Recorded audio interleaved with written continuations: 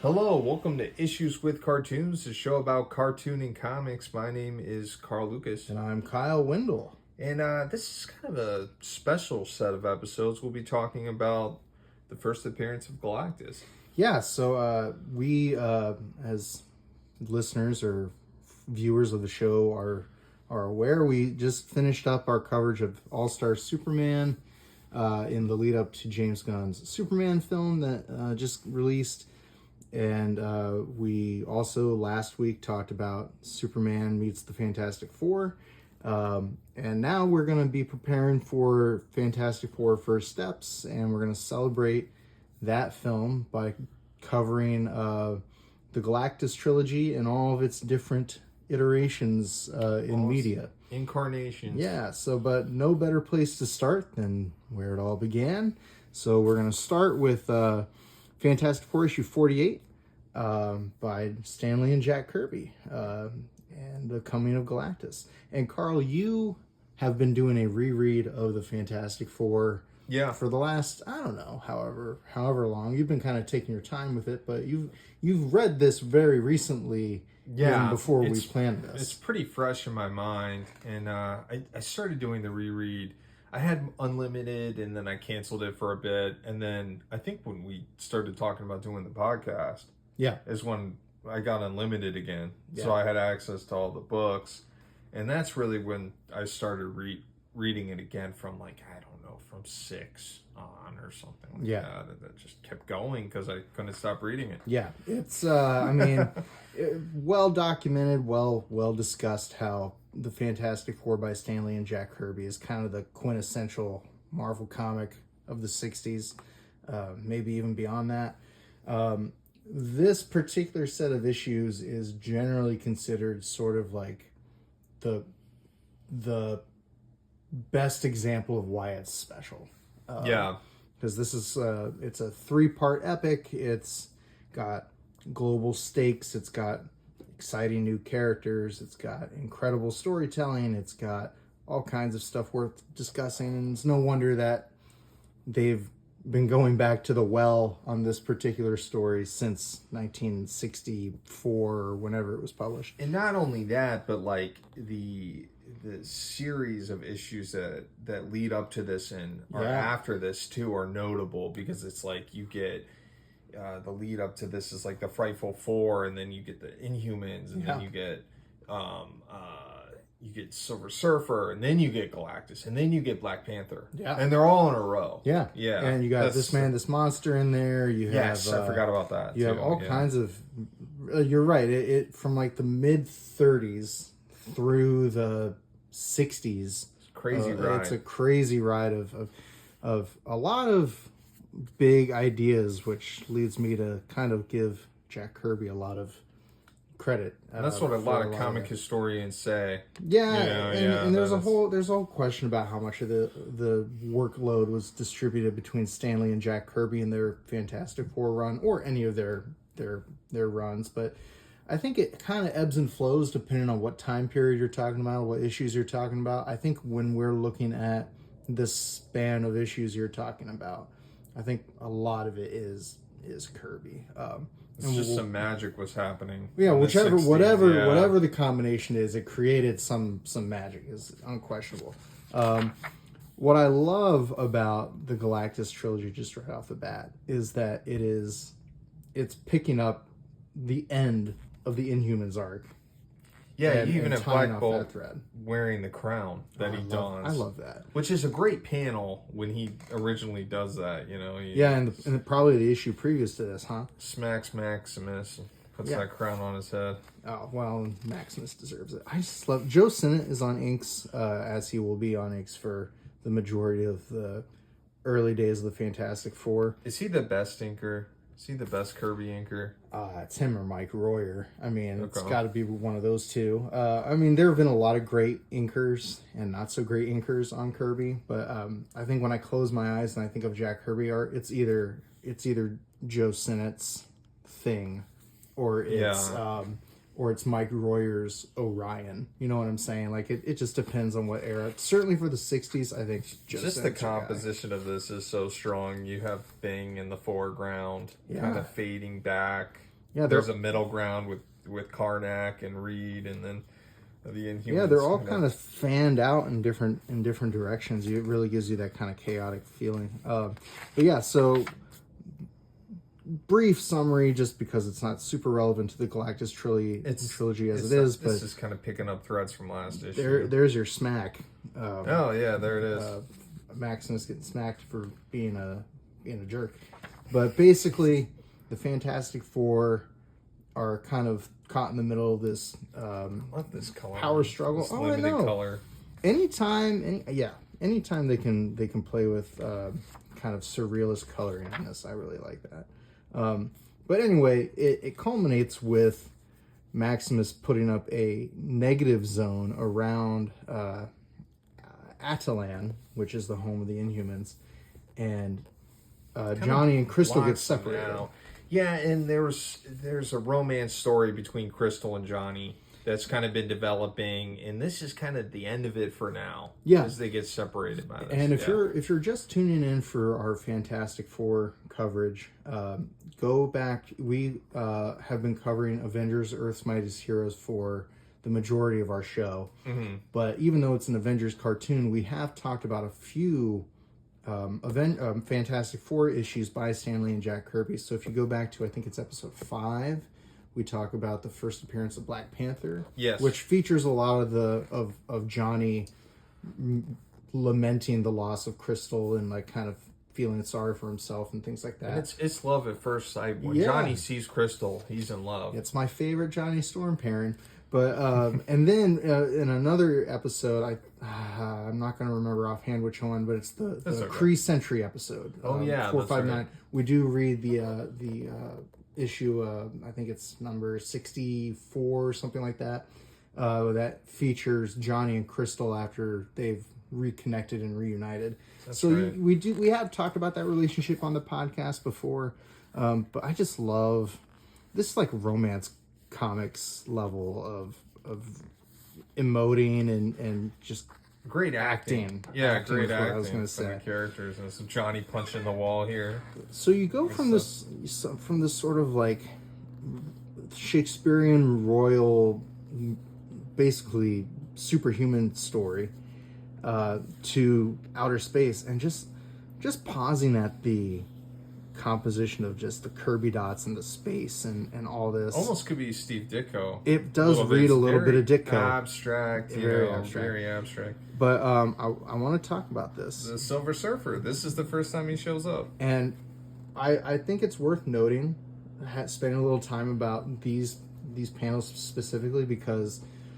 if you're familiar with the Marvel method, or if you're not familiar with the Marvel method, it's basically the method that Stan Lee and Jack Kirby used that created a whole lot of questions about attribution. Yeah. Who wrote what? And Stan Lee would give Jack a plot, or they would have a conversation, and then Jack would go and draw it, panel it out. Sometimes would even, and this is really where it gets messy, he would make notes or stand-in dialogue and lettering and stuff. Essentially, Stan Lee was tasked with so many books as the editor that he couldn't physically write all of them, and so began writing paragraph summaries for each book. And it was up to the artist to interpret that summary into 200 panels, 150 panels, And then according to Lee, after the art would come in, he would then add the dialogue and the captioning. So the question then becomes, how much of what's remained Stan Lee dialogue and captions, and how much of this was Jack already writing? We don't know. It's pretty much never going to be confirmed how much. But why I wanted to bring this up is because Stan Lee is on record, and in fact, if you go to the Wikipedia page, it is not listed as a co-creation of Stan Lee and Jack Kirby. This is a Jack Kirby character, because Stan Lee has said publicly multiple times that he told Jack what the story was. He got the pages back, and he's like, Jack, who's this guy on the surfboard? So Stan Lee is on record as, and I have more to say about this, Stan Lee is on the record as saying This is a Jack Kirby creation. So the Kirby estate was able to claim that? I don't know. Maybe like in some of the lawsuits that followed? I would love to read that. I would bet not, because he still probably signed off work for hire when he... Oh, you're right. Because of how they did the thing with, like, when you endorsed a check, right, you didn't own anything when you worked at Marvel, and that was part of the reason why he left. What's interesting about the Silver Surfer is that Stan Lee loved the Silver Surfer. Oh yeah, and actually, that's the story he did with Mobius. What I was, and did 18 issues with John Buscema after this, and did a graphic novel with Jack Kirby in the 70s. One of the last collaborations between Stan Lee and Jack Kirby was a Silver Surfer graphic novel. But I was reading about it. And when Steve Englehart took over Silver Surfer in the 80s, Stan was a little bitter about it because he had kind of wanted to be the only person who ever got to write Silver Surfer. So let's just pause and think about a Jack Kirby character, objectively a Jack Kirby character that Stan Lee wanted exclusive writing chores for. Is that signs of a pattern? Is that, Exactly, that's the question. So anyway, all of this is just context to give you as we go through this epic story. It's just so you understand that these personalities were cooking, but lasting ramifications for the collaboration that they had on the part of the personal lives of these creators. So the Silver Surfer is soaring through the cosmos. Like, these 3 panels, like, you could blow those up and put those on walls. The thing I think's crazy about this on my reread was that, Will Eisner has this whole thing in his narrative comics book that, like, when you have a new idea, you start a new page. Yeah. And this never do that. And this breaks that significantly. And this isn't the first time that Kirby, because I think Kirby is just completely in his imagination, and he's just going. And he just got to this page, and hey, this panel is he's this going panel. one panel at but a it time. It totally breaks that idea of, like, okay, the comic book page needs to be a single idea, and then you add to it. Where do you fall on that? I generally do try to follow, like, one page is one sequence. Okay. And I try not to break that. And it helps with reveals too. Yeah, that's true. True. I don't plan my books out as much as you do, where you plan your page turns. Yeah. I'm more of a stream of consciousness when I write. I think what... And I find that I get better character movement that way. Sure. Once I get in a groove, which does take me, sometimes I can't draw, and for a while, and it takes me a while to get a groove.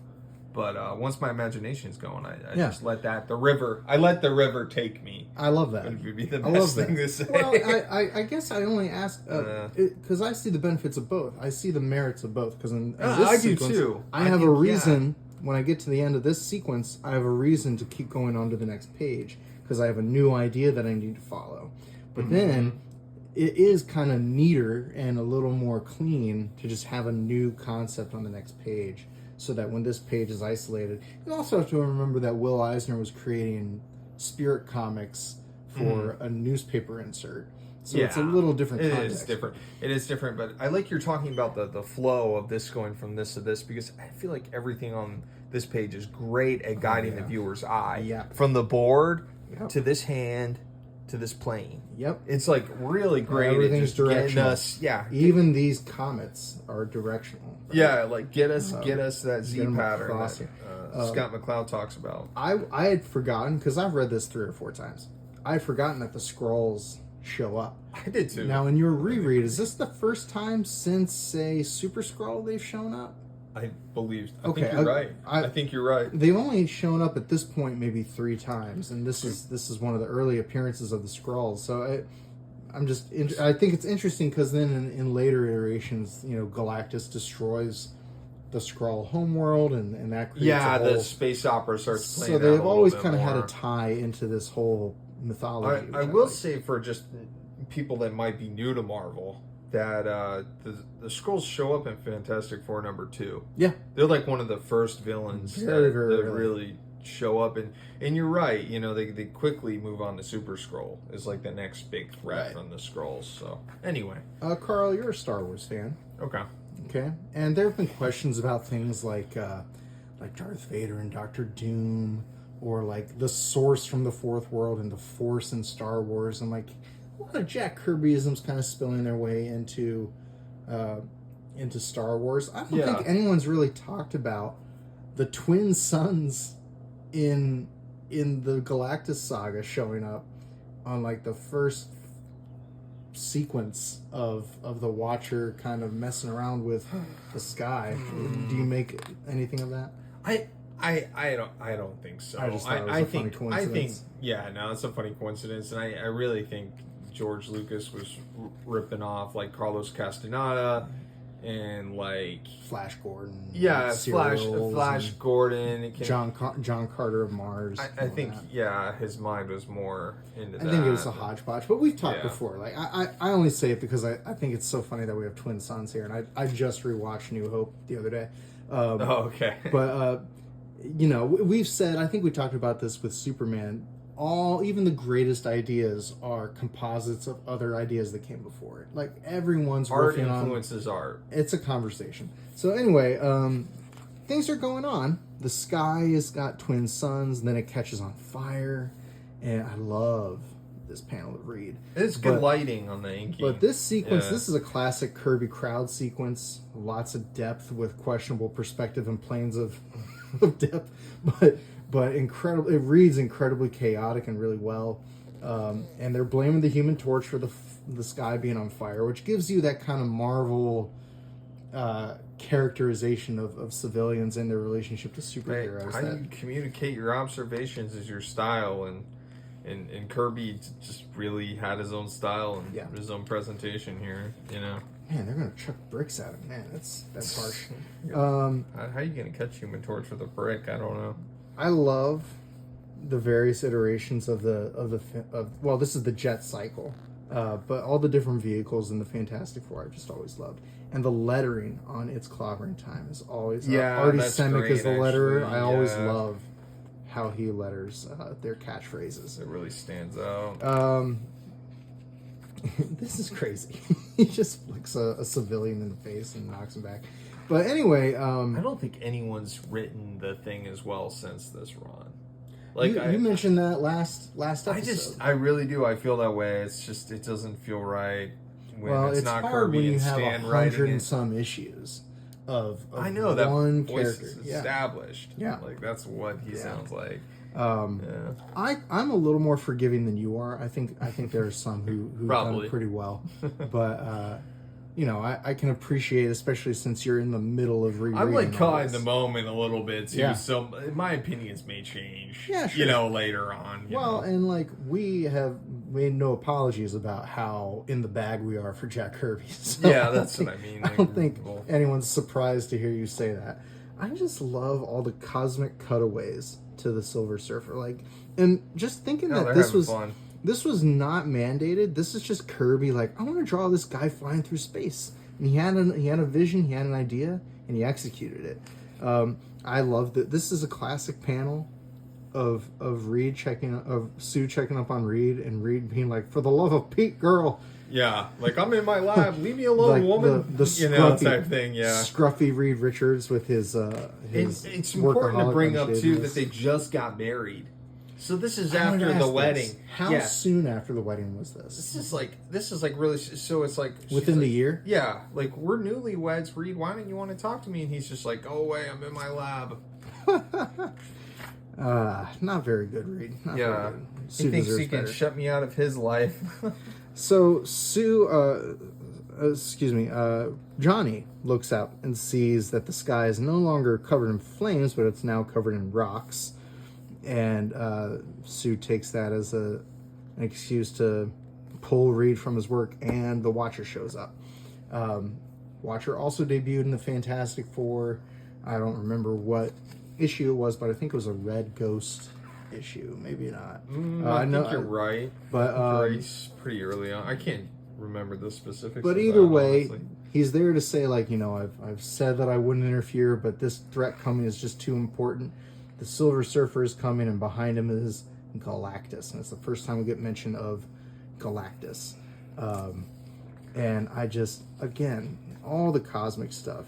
The Watcher's fun. He almost reminds me. I'll make a parallel. Tell me. Twilight Zone character. Yeah. Almost, or Yeah. something like. When was Twilight Zone on? 50s. Yeah, So, he's like Rod Serling. If anything, he reminds me of a sci-fi like Twilight Zone character. Sure. Well, and it's so interesting you say that, because like even like the What If show kind of positions Uatu as kind of like the Rod Serling character, who like Rod Serling was the creator of Twilight Zone. that He would come and narrates it. He would narrate it, and and he would always say, like, in the Twilight Zone, and that's sort of like the Watcher's role in that show and in those comics. So I think there's a parallel there. What If's pretty good. They got some good. It's a good anthology series. More hits than misses, I think. Yeah. So the surfer finally enters the atmosphere, and Johnny goes and confronts him. And this is something I hope's in the film. Well, it's already been adapted at least once. Rise of the Surfer. Johnny's the first one to go meet him. Which I think we're going to try to talk about that film this week, as we kind of cover all the various. I was telling you, I haven't seen it since it came out. Yeah, I think I've only seen it one time. I've only seen it one time. I'm excited to talk about it with you. This struck me. So first of all, I love this, but then Thing hits him, he falls, and then the surfer's gone for several pages after this. But Carl, I'm going to turn the page, and you're going to see Galactus for the first time. Okay. And when you get to this page, what's the first thing you notice about, well, this and this? The coloring of Galactus. The color of Galactus is garish. But we gotta talk Kirby about this. started playing with photo collage more and started putting photography onto his pages. He would take magazine clippings, right? But yeah, these are Galactus's like kind of survey ships that are like going out to the surface and monitoring it before he emerges or lands. That's the idea. I love any time Kirby does this. I think it's fun. It's so fun. In fact, I will go off script a little bit, and I'm going to jump to This Man, This Monster. Okay. Which I think you and I should cover this whole issue sometime. But my favorite page maybe in any comic is the collage page in this issue. Show it off while we're here. Oh, yeah. This is one of the best pages in the Yeah, comics. that's great. I love it so much. But we'll say that for when we cover 51. So Galactus shows up, and I coloring aside, incredible Kirby design. Yeah, that's what I mean. Really the recognizable. Alone. The cone head. I mean, the cone head with the little antlers is so recognizable. It is. Incredible silhouette. Yeah, nobody else has a character like that. No. I mean, if they do, they're trying to copy that. Yeah. This is such a striking cover that they used it as the cover to the omnibus. Right, this is volume 2. Yeah. What a classic page here of If This Be Doomsday. Yeah, I have some reprints of this, but we kind of opted to use Kyle's omnibus just for the sake of it.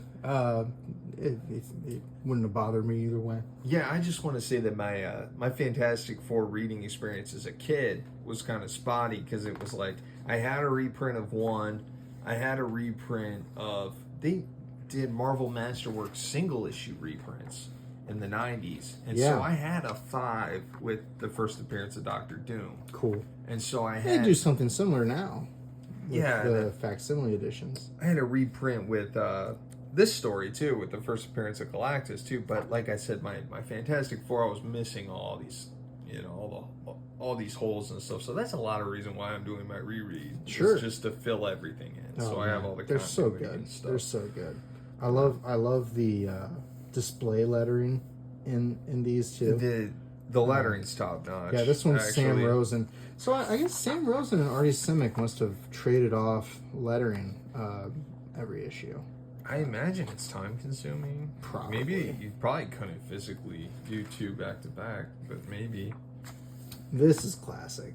This is fantastic. Yeah, that's great. The Watcher. Galactus meets Watcher. So like you get a little bit of like the angel and the devil here, especially with the horns. But I mean, the pitch is like what if the Fantastic Four fought God, is kind of like the shorthand of what they were going for. Like he's beyond good and evil. He is beyond mortality and everything. sees the Earth as a food source. You know, he's here to just eat the Earth. Right. It's actually an incredibly high concept, which again is why it just reads as Kirby to me. But it's more sci-fi than superheroes. 1000% at this point. Oh, it's existentialism. Yeah, it's like, it's creeping into his new gods territory. Gods are superheroes. Yeah, kind of, and, you know, and it's like a theme that Kirby has come back to again and again, probably even into the 40s. I think there were some timely comics things that he did that involved the gods. Like I think Hurricane was in Captain America Comics #1, and he was basically had ties to Mercury and the Greek gods. I think the first Marvel Boy had ties to Greek mythology. Like mythology as it relates to the real world and everything was always something that Kirby was interested in. Even like the Inhumans being in the beginning of this. I mean, the Inhumans are like that secret society of superhumans. Yeah, they're kind of like unknown to the world. Yeah, that were tampered with by the Kree, like by aliens, like that kind of like ancient aliens thing that we've talked about on the show before. Of the gods. Exactly. Yeah. I love the squared pupils that we get, the squared irises that we get. I didn't look at it that closely when I. It's not consistent. Yeah, you're right. Like on the cover, he has no discernible pupils. Nothing needs to be symmetrical. Things can be asymmetrical. Oh, things are allowed to change too. I mean, like here he's got regular eyes, but Kirby was just moving at a crazy clip. I think it's so interesting that in this issue the colorist gave him shorts, and then in the next issue he'll give him pants, and then that's kind of how he looks. The way he almost looks like a Greek though, no pants. Well, yeah, I kind of think it gives him that kind of like ancient mythology look to it, but I think it's probably smart that they did. They also get rid of this G eventually because I think someone realized that an ancient alien wouldn't know the alphabet. I like this where he's engulfed with Johnny's powers. Fabulous animated sequence here. And the most ridiculous part of this whole issue... it's Silver Surfer meeting Alicia? No, I was actually going to say they all take a little breath and go back for a shower and a shave. Yeah, they go and fight this super powerful villain instead of like every other fight the Fantastic Four have had. They're like, no, we need to go home and rethink this a little bit. You know, so I guess they weren't making any progress being there, so they might as well take a shower. Johnny's mad about it though. No, of course. Johnny's mad about it. Ben's the one that's kind of the voice of reason. Like, we've never done this before. We gotta like hang out for a little bit. Yeah, that's very funny. But yeah, so tell me about your feelings on Alicia and Silver Surfer. I think that the coincidence of it, you have to suspend your disbelief that Silver Surfer would end up of all places in Alicia's apartment, but this is a comic book world. I love that Alicia is featured because she's a key character. Oh, she saves the world. She saves the world, really. So I like her inclusion here. Kyle, what do you think? Can you suspend your disbelief long enough to say that Surfer landed with Alicia? You know, it's funny. One of the early comic books I ever read was a 90s Silver Surfer comic, and it had Alicia in space with Silver Surfer. So I always kind of knew that this pairing was a thing. So for me, it was just like, oh, this is where it started. And like, there's so many things. I mean, is it a coincidence that of all the places the Silver Surfer lands, it's on the Baxter Building? Like, you know, comics are rife with coincidences. I think it's. Yeah, I think comic book logic, it's fine. I've said it before. Coincidences are fine if they create problems, but if they solve the problem, then people take more issue with it. But love this, like him constructing the machinery, and you see the scale of the operation that he's got, and they just look hopeless. And you kind of get a sense of kind of what is about to happen with the world crumbling as Galactus absorbs everything. Look at these characters. Look at the rendering on these. Beautiful. And this art is, I feel like by this issue, the character designs for Sue, Locked in. Reed, and the Thing are locked in. And some of those early issues, especially Sue, noticeably changes. Yeah. Like her hair changes a lot and stuff. Maybe Kirby finally got those copies of Playboy, and started pulling poses because people have found that. Oh, that's like documented, well documented. Yeah, so these two, are the ones that are least consistent, I think, from beginning to now, and then from here on out. Maybe not here on out, but like in this run, in this span of 15 or so issues, starting with the Inhumans, I think you really get kind of the character design moving forward. I think this art is just like, but by this point, it's just rock solid. Look at the momentum. Look at the movement, the scale. Like again, like you read the first couple issues of Fantastic Four. This wasn't a thing. Yeah, like the Galactus reaching over the side of this building with that distant skyline in the background, in the deep background, and I just think it's his ability has only grown with every issue. Carl, we get the first appearance of one of your favorite characters, Marvel's The Punisher. How? This is The Punisher. They say it. Oh yeah, that's right. So the little creature that this weird that gets looking deployed. Yeah. This reminded me of something that would be in Dragon Ball Z. Oh sure. Yeah, where like Vegeta's just like, I'm not gonna fight you yet. You're gonna fight my little green men to come out of this pill. That's how this felt. Yeah. And I'll be honest, I wasn't too thrilled about this character design. I hated it. I hated the whole thing. I didn't I didn't see the need because there's for so it. much better Kirby monster designs before this, and I'm kind of like, why did we shoehorn this one in? Why have it? I mean, he has the Silver Surfer. Why have it? I mean, I know the Silver Surfer was off. I guess it gave the Fantastic Four something to do, but it just seemed, I don't know. There's a reason I think when you think of this saga, you don't think of Galactus, the Silver Surfer, and the Punisher. Yeah, this sequence is incredible. I was going to say, this is kind of the star of it. This whole page is the beginning of my favorite part of this issue. It's just the Watcher kind of sending the Human Torch on a cosmic journey because he's the only character that can make the journey in space, which is such a cool premise for him to.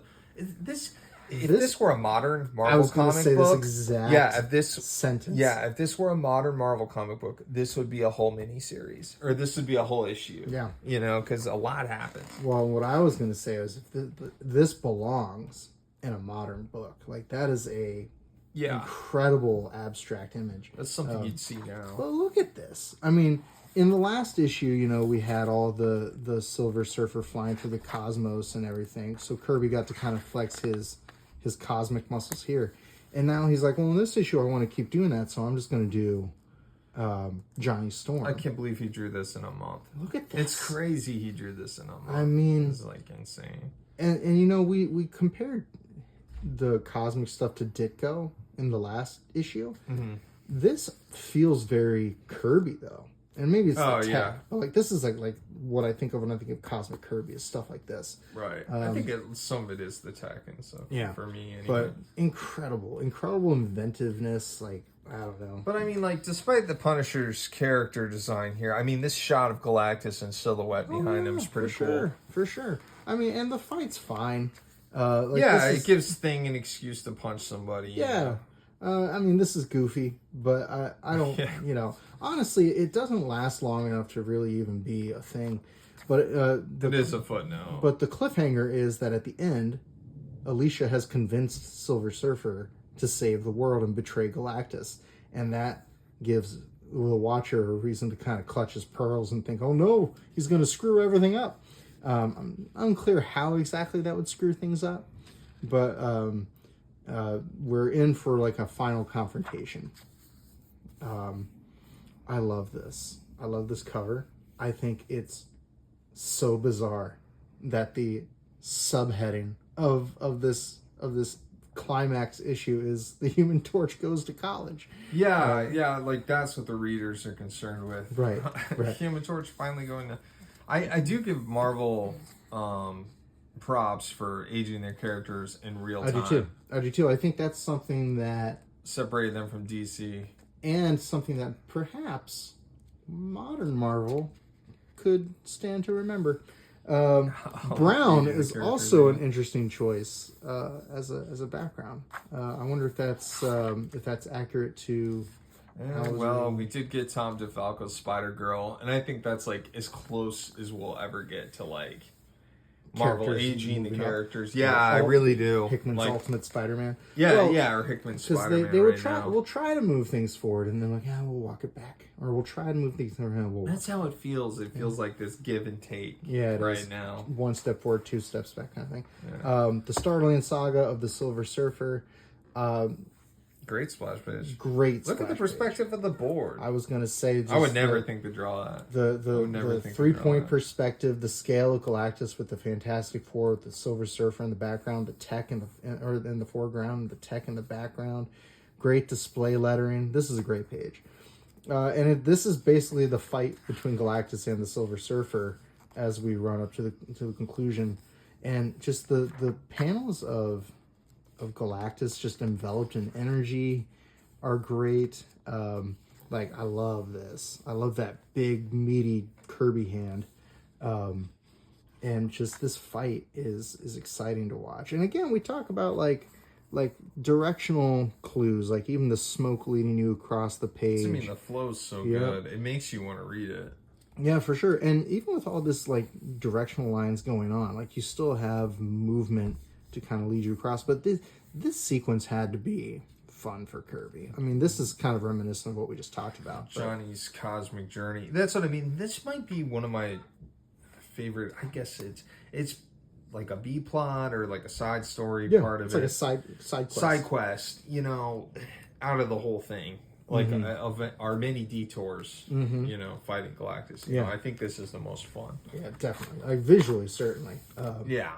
But Johnny comes back and he's kind of having this, again, what we mentioned, like an existential crisis where he's like, oh, we're like ants. Like he's just overwhelmed by the scale of the cosmos and where they are sitting in it. Meanwhile, while he's struggling with that, it's basically God or the devil versus a fallen angel, or God versus an angel fighting in the sky above him. Really compelling. But the whole gimmick was the ultimate nullifier, which is just kind of the Deus Ex Machina, the kind of MacGuffin that solves the whole problem. It could defeat Galactus. Yeah. And I love this extreme foreshortening that you get with Reed's arm extending out with the ultimate nullifier here, and you get some really good acting from Galactus in this sequence too.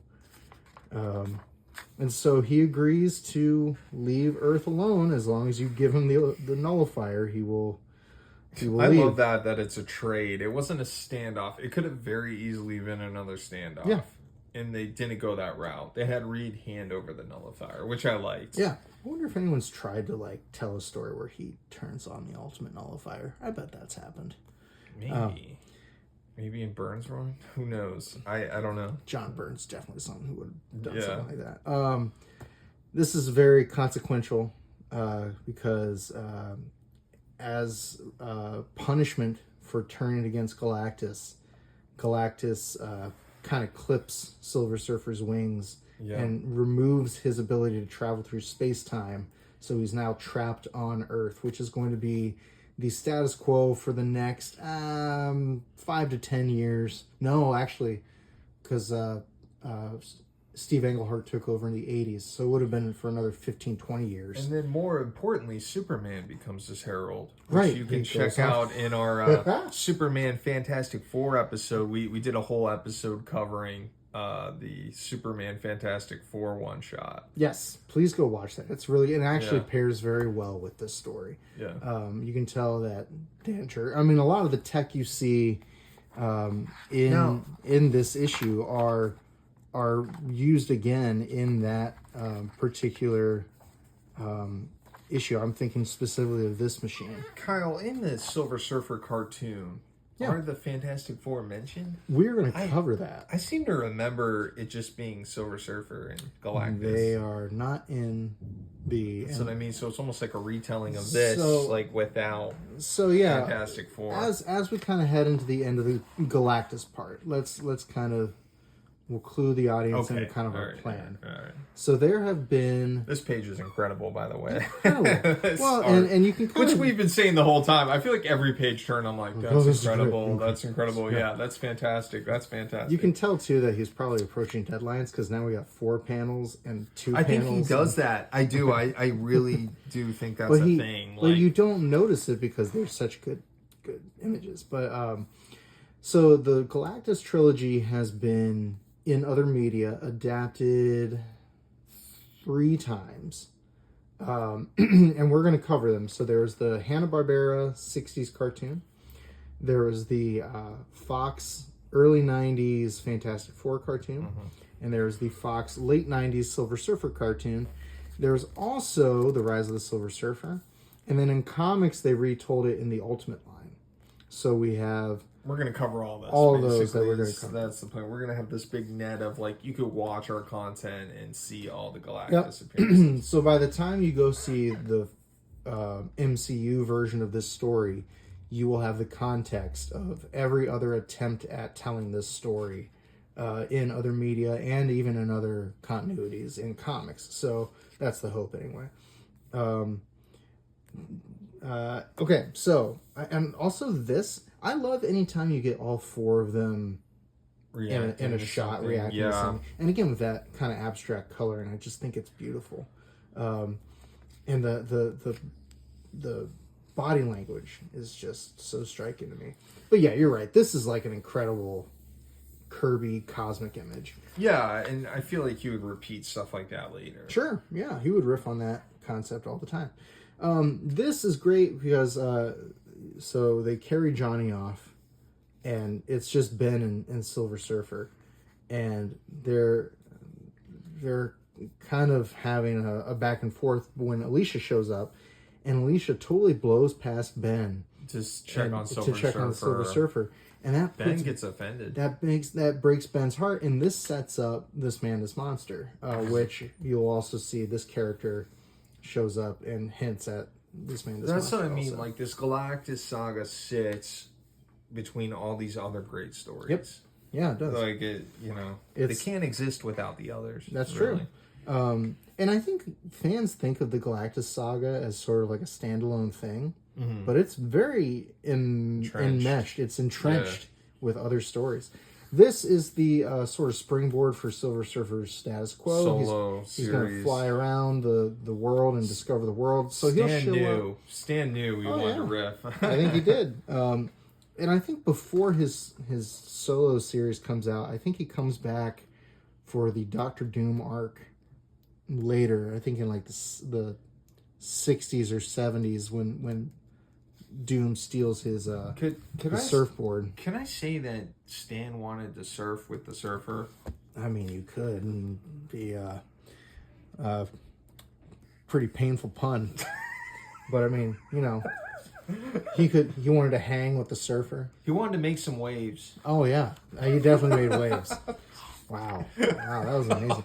Well, what's so funny? It's again, like in researching kind of what all happened in the background with this. I think Kirby was like reading a newspaper article about surfing in California or something. Oh, really? And that's the inspiration? It was like a new trend that he was like, oh, well, I'm going to use this. And he's like, instead of the waves, he's going to surf the space waves. That's insane. Yeah, I know. Kirby just found ideas anywhere. I liked this because the Daily Bugle publisher calls Galactus a hoax, and someone says, I've learned that the best thing to do is read Jameson's editorials and then believe exactly the opposite. Just thought I love that spills over into this. It's pretty good. And then we get Johnny at college. We can talk about this as much as you want. Underwhelmed. I was so underwhelmed by it. And it is crazy that it gets that copy on the cover. Because it is just such a afterthought. All this other big stuff going on. You have Galactus, you have this man, this monster getting set up, you have the Inhumans, and then you have Johnny going to college, and it's just like, I want to hear your pitch before I tell you my pitch. What you got? What would you have put here instead? Given what you know in this issue, what would you have put instead? Rise of the Surfer. Something like that. Yeah. So this is the story. Well, the Surfer's already on the cover. So I guess that was a dumb answer. There was no such thing as a dumb answer. I would just show the Four defeated. Or show Johnny's reaction to Galactus. I would do something with Johnny in space. I would do something with Galactus, or I would do something with Alicia, I think. Alicia would have been great. So, I will say one thing about the college stuff I like. There are two things about the college stuff I like. All right, what you First got? of all, I love this card. That's not what I was going to say. I love that we meet Wyatt Wingfoot, who's a very important supporting character. And I love that we get a moment where Johnny's like, why do I have to worry about things like college now when I've been to space and like I know kind of like the infinite cosmos, and now I'm like having to worry about school. It's beneath me. It's kind of I'm shocked that we only get a little bit of him thinking about Crystal here, and I guess he's been busy. But we really don't get a whole lot about him missing Crystal. We get 3 panels of the Inhumans just to remind them, the reader, that they're a thing. Yeah. And then Johnny's too busy daydreaming to hear what the Dean has to say about Wyatt Wingfoot. So they're going to be roommates, and he knows nothing about Wyatt. But yeah, the only other thing of note that really happens is that Ben Grimm is wandering the streets and is feeling sad. And that, again, sets up this monster. So that's the Galactus. That's the Galactus trilogy. That's the Galactus trilogy. Carl, That's it. in the history of 60s Marvel comics, is this the quintessential Marvel story from like the Marvel Age? Is this the Stan Lee opus of the I think Marvel certainly one of the more memorable characters.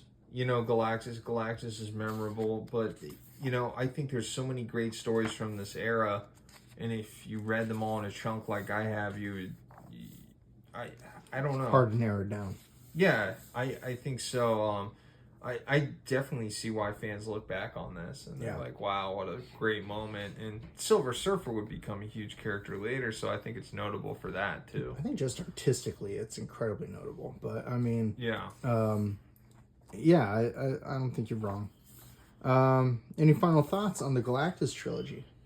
We're going to be talking a lot more about lots of different versions of it. I'm kind of curious after reading it, how Galactus shows up again. What's the thing? Because the nullifier thing is like a pretty good reset. Yeah. Right? And it wards Galactus off. So I'm more curious about his reasons for coming back. Great point. And I really don't know. I mean, obviously the Silver Surfer comes back. I was just looking to see if in this volume he does come back. I'm interested to know if Stan Lee and Jack Kirby are the ones that bring him back. I don't know that. I don't know if Stan Lee and Jack Kirby are the ones who do it. Maybe Roy Thomas ends up doing it or whatever before he comes back. Because they do kind of have some finality to it where he's like, my word is my bond, I will not come back. Yeah. But he definitely comes back. He definitely multiple times. He definitely comes back. And I remember some stuff in the 2000s X-Men where the X-Men fight Galactus or something. Well, John Byrne, like the trial of Reed Richards by John Byrne was all about how Reed saved Galactus's life, and that's when Frankie Ray becomes Nova and becomes like the new Herald of Galactus. And that's another thing. Multiple Heralds of Galactus show up in Fantastic Four after Jack Kirby leaves. Like Terax the Tamer, you get Airwalker, you get Fire Lord. And you know, I say that, and Kirby might have actually done one or two of those, but like this is not the last you see of Galactus, obviously. Classic Marvel comic books do not get much more classic. Like this is the epitome. Like even when Marvel did the top 100 Marvel stories of all time, this was in the top 25. Do you remember where it's at? It was around it wasn't 23. I want to say it was like 18, 19, around there. Maybe further in, maybe 16. Okay. I think if I did... I'd have to look. Honestly, I'd have to look. Maybe somebody can leave a comment that has the issues. I don't know. That's tough. I would have to make my own list to really figure out where this sits. I'd have to rank. I mean, after freshly reading it, it's hard to think that there are 17 other stories that are better than this, but also I just have that kind of a recency bias. Now, two of the spots were, if you want to talk recency bias, two of the spots were Ultimate Spider-Man and Ultimate X-Men. That were listed higher than this? Yeah, number 1. No. Yeah, so like No, I don't know if they were listed. They're marketing. That's what I mean. They were marketing at that point. I think those 2 comics got in there because they had just came out. Yeah. And we're like, Not to say they're wanted bad. to push them. Not They're to say not they're bad. They're great first issues. They're not the top 10 stories Marvel has ever told. Yeah. All right, Carl. Well, let's leave it there then, and come back tomorrow, guys. We're going to be doing Fantastic Four every day this week in the lead up to the show, and the lead up to the film. So more issues to come. Stay tuned.